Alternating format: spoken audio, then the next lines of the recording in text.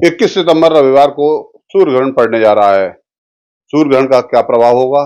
क्योंकि कुछ दिन पहले चंद्र ग्रहण पड़ा था और उसके कुछ दिन बाद ही ग्रहण, और ऐसा माना जाता है कि लगातार 2 ग्रहण कहीं न कहीं विपरीत परिस्थितियाँ पैदा करते हैं, विपरीत हालात पैदा करते हैं, कहीं न कहीं शुभ संकेत नहीं माने जाते हैं। इन सब विषयों पर चर्चा करने के लिए हमारे साथ ज्योतिषाचार्य रामविलास चतुर्वेदी हैं, उनसे हम बात करेंगे कि एक साथ कुछ दिनों के अंतर में 2 ग्रहण क्या प्रभाव डालते हैं, सूर्य ग्रहण का क्या प्रभाव होगा। तो चलते हैं, बात करते हैं रामविलास जी से। रामविलास जी, अगर बात करें तो सूर्य ग्रहण पड़ने जा रहा है। सबसे पहले तो सूर्य ग्रहण की बात कर लेते हैं कि जो ग्रहण पड़ने जा रहा है, इसकी क्या स्थिति रहेगी? जय श्री कृष्णा। मैं आचार्य रामविलास चतुर्वेदी श्रीधाम वृंदावन से। सूर्य ग्रहण की स्थिति क्या रहेगी? सर्वप्रथम तो यह सूर्य ग्रहण भारत में दृश्य नहीं है। यह ग्रहण अटलांटिका एवं पश्चिमी और दक्षिणी ऑस्ट्रेलिया, न्यूजीलैंड आदि पर यह ग्रहण पड़ने वाला है। भारत में यह सूतक पातक इसका नहीं माना जाएगा, मंदिरों को बंद नहीं किया जाएगा, किसी भी प्रकार के आपके नित्य कर्म में इसका मान्य नहीं है, तो भारत में यह ग्रहण दृश्य नहीं होगा। ग्रहण का समय क्या है, कब लगेगा? 21 सितंबर रविवार के दिन अमावस्या पड़ रही है और अमावस्या में ग्रहण रात्रि में 11 बजे से प्रारंभ होगा। 11 बजे से प्रारंभ होकर के और 22 तारीख के सुबह 3:26 तक ग्रहण का प्रभाव रहेगा। 3:26 पर ग्रहण का मोक्ष है। ग्रहण का मध्य 1:12 पर होगा। कैसा रहेगा इस ग्रहण का प्रभाव भारत के ऊपर अथवा अन्य देशों के ऊपर?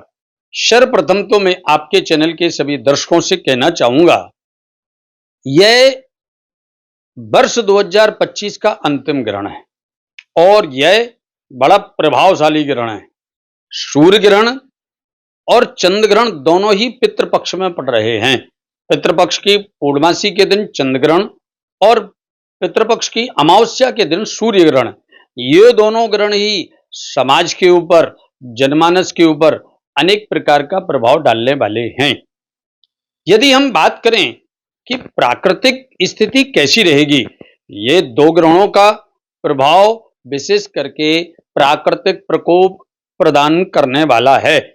जैसे कि कहीं पर घनघोर वृष्टि के कारण जनहानि होने का योग बनाएगा, या फिर कहीं पर भूस्खलन होने के कारण जनहानि का योग बनाएगा, या फिर पृथ्वी के अंदर हलचल होने के कारण भूकंप आदि का भी योग बन सकता है। जब जब भी पितृपक्ष की अमावस्या को सूर्य ग्रहण पड़ा है और पूर्णमासी को सूर्य ग्रहण पड़ा है, यह 156 वर्ष पूर्व ऐसा हुआ था, जिसके कारण बड़ा भयंकर उत्पात के साथ प्राकृतिक प्रकोप पूरे विश्व को झेलना पड़ा था। इसीलिए सभी को सतर्क और सावधानी के साथ इस समय को पास करना चाहिए। ग्रहण कौन से नक्षत्र पर है? सूर्य ग्रहण उत्तरा फाल्गुनी नक्षत्र के द्वितीय चरण पर प्रारंभ हो रहा है। उत्तरा फाल्गुनी नक्षत्र सूर्य का नक्षत्र है तथा कन्या राशि में चंद्रमा होगा, कन्या राशि में सूर्य रहेगा और कन्या राशि का अधिपति बुध है, जो प्राकृतिक देव है तथा बुध का प्रभाव वन में, जंगलों में विशेष होता है। इसलिए वन और जंगलों में अग्नि तत्व का प्रभाव प्रकोप बढ़ सकता है, जैसे जंगलों में आग लगना, तथा इसका सीधा सीधा प्रभाव पेट्रोलियम पदार्थ पर भी पड़ सकता है। पेट्रोलियम पदार्थ का क्यों प्रभाव पड़ेगा? क्योंकि सूर्य अग्नि तत्व का है, चंद्रमा जल तत्व का है और बुध मिश्रण तत्व का है, जिसके कारण जो जलीय वस्तु में अग्नि तत्व का प्रभाव ज्यादा है, ऐसे पेट्रोलियम पदार्थ, पेट्रोलियम गैस अथवा पेट्रोलियम उत्पादों पर भी इसका प्रभाव पड़ेगा। कौन से क्षेत्र पर इसका ज्यादा प्रभाव रहेगा? यह ग्रहण मैंने पहले कहा है, पूर्वी क्षेत्रों पर ग्रहण दृश्य होगा। अटलांटिका, ऑस्ट्रेलिया, न्यूजीलैंड आदि में ग्रहण का दृश्यमान होगा। इसके कारण पूर्वी क्षेत्र और पश्चिमी क्षेत्रों पर इसका विशेष प्रभाव पड़ेगा। मध्य भूभाग पर इसका मध्यम प्रभाव रहने वाला है। आज यदि हम बात करते हैं तो ग्रहण के तुरंत बाद में नवरात्रि प्रारंभ हो रही है। और नवरात्रि की उपासना सबसे ज्यादा भारत में होती है। इसलिए भारत की कुंडली को देखते हैं, भारत की राशि को देखते हैं, तो भारत ये दोनों ग्रहणों के बाद भी, ये प्राकृतिक प्रकोपों के बाद भी आर्थिक स्थिति में बड़ा सुदृढ़ स्थान स्थापित करने वाला है। इस वर्ष 2025 भारत के लिए एक निर्णायक वर्ष है, जिसमें जितने भी लोग भारत के प्रति दुर्भाव रखने वाले हैं तथा वो कूटनीतिक चालें चल करके भारत को कमजोर करने का प्रयत्न करते हैं, वो सभी सामने आएंगे तथा उनका पर्दाफाश होगा और स्वयं वो कमजोर होते चले जाएंगे। यदि हम भारत की राशि की बात करें तो भारत का मूल नक्षत्र है, भारत की राशि धनु राशि है और इस ग्रहण का पूर्ण प्रभाव धनु राशि पर धन भाव की वृद्धि में पड़ने वाला है। इसीलिए भारत का तो आर्थिक ग्रोथ होगा, परंतु भारत के पूर्वी क्षेत्र में थोड़ी ना थोड़ी अशांति का योग बन रहा है और दक्षिणी क्षेत्र में प्राकृतिक प्रकोप तथा दक्षिण पश्चिम में भी प्राकृतिक प्रकोप का योग बन रहा है। इसीलिए भारत के अंदर कई प्रकार से लोग षड्यंत्र करेंगे ये ग्रहण के प्रभाव के कारण कि वह आपसी कलह में परिवर्तन हो जाए। इसीलिए सावधानी के साथ, चाहे वो कहीं का चुनाव हो अथवा किसी भी प्रकार से, आंतरिक वातावरण श्रेष्ठ होना चाहिए। ग्रहण के प्रभाव के कारण आंतरिक अशांति का योग बन रहा है। यदि हम पड़ोसियों की बात करें कि किस देश पर इसका विशेष प्रभाव पड़ेगा, तो भारत के पश्चिम में जो देश है वह अशांति की स्थिति में और कर्ज की स्थिति में डूबता चला जा रहा है तथा उसकी जो आंतरिक स्थिति है वह कलह के योग उत्पन्न कर रही है। पूर्व में अभी आपने देखा ही होगा, भारत के पूर्व के देश में किस प्रकार से अशांति हुई, पश्चिम में भी वही योग बन रहा है। एक बात और मैं कहूं आपके चैनल के माध्यम से सभी दर्शकों से, आने वाला समय जन्म पत्रिका के अनुसार जो भारत की कुंडली है, आपको मैं स्पष्ट करूं, भारत की कुंडली वृषभ लग्न की है और लग्न में राहु है और राहु राज सत्ता के साथ आर्थिक ग्रोथ देता है, राहु पद प्रतिष्ठा प्रदान कराता है।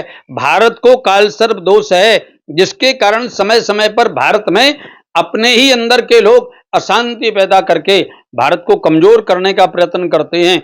लेकिन जिसकी कुंडली में काल सर्प योग होता है वही विश्व में नाम स्थापित करता है। हमारे देश के जितने भी प्रधानमंत्री हुए प्रायः सभी को काल सर्प योग है। इसीलिए भारत आने वाले समय में एक सशक्त राष्ट्र के रूप में उभरेगा और सशक्त राष्ट्र के साथ जिस प्रकार से आज अमेरिका अपना स्थान स्थापित किए हुए है, उसी प्रकार की भारत की स्थिति होने वाली है। एक बात और मैं स्पष्ट करूं, जिससे भारत के प्रत्येक व्यक्ति को गौरव होगा। आज जिस प्रकार से डॉलर में हम पूरे विश्व में व्यापार कर रहे हैं, वही स्थिति आने वाले कुछ ही वर्षों में भारत की करेंसी की होने वाली है। अगर बात करें तो भारत के लिए ये आपने बताया कि ग्रह कैसा रहेगा, अगर हम बात करें पूरे विश्व के लिए तो किस तरीके से इसका प्रभाव होगा? ग्रहण की बात अगर हम करते हैं तो यह पूरे विश्व के लिए बहुत अच्छा समय नहीं है और मार्च 2026 में भी एक पक्ष में दो ग्रहण आने वाले हैं। जब जब ऐसी स्थिति आती है, ग्रहण विषाक्त ऊर्जा उत्पन्न करता है। ऐसे एक खगोलीय घटना विज्ञान लोग मानते हैं, वैज्ञानिक लोग मानते हैं, लेकिन यह एक प्रकार से सभी ग्रहों के पड़ने वाली जो रेस हैं, इलेक्ट्रोमैग्नेटिक जो किरणें हैं, वो विषाक्त होकर के प्रभाव प्रदान करती हैं व्यक्ति के स्वभाव पर, व्यक्ति के स्वास्थ्य पर, व्यक्ति के व्यवहार पर, जो भी स्थिति है उन सभी पर ग्रहणों का प्रभाव पड़ता है। तो पूरे विश्व के लिए यह चिंताजनक समय है। इस ग्रहण के प्रभाव से ही नहीं, अपितु आने वाले 2026 मार्च के ग्रहण के प्रभाव से भी ऐसा प्रतीत होता है कि कोई बड़ी जनहानि हो सकती है। इसीलिए विश्व समुदाय से आपके चैनल के माध्यम से आग्रह है, समय कैसा भी विपरीत हो, परंतु हम सबको एक साथ मिलकर के सभी की उन्नति के लिए कार्य करना चाहिए। सनातन धर्म का तो एक नियम है, भारत तो सदैव सबके कल्याण की भावना से काम करता रहा। कोविड काल में भारत ने आगे आकर के और जितने भी देशों में टीके की आवश्यकता थी, वैक्सीन की आवश्यकता थी, भारत ने आगे बढ़कर के सहयोग किया। तो यह एक दूसरे को सहयोग करने का समय है। देखिए, अगर बात करें रामविलास जी, तो प्रभाव तो खतरनाक माने जा रहे हैं। जी। अब किस तरीके से क्या उपाय ऐसे करने चाहिए ज्योतिष के अनुसार कि इस जो ग्रह हैं उसका जो ग्रहण है उसका प्रभाव कम हो? किस तरीके से क्या उपाय होने चाहिए? आपने बहुत सुंदर प्रश्न पूछा है गौतम जी, और यह आपके चैनल के दर्शकों के लिए बहुत आवश्यक है। कौन से उपाय से हम इस दुष्प्रभाव से बच सकते हैं? यह दुष्प्रभाव केवल एक आदमी, एक क्षेत्र पर पड़ने वाला नहीं है, पूरे विश्व पर पड़ने वाला है।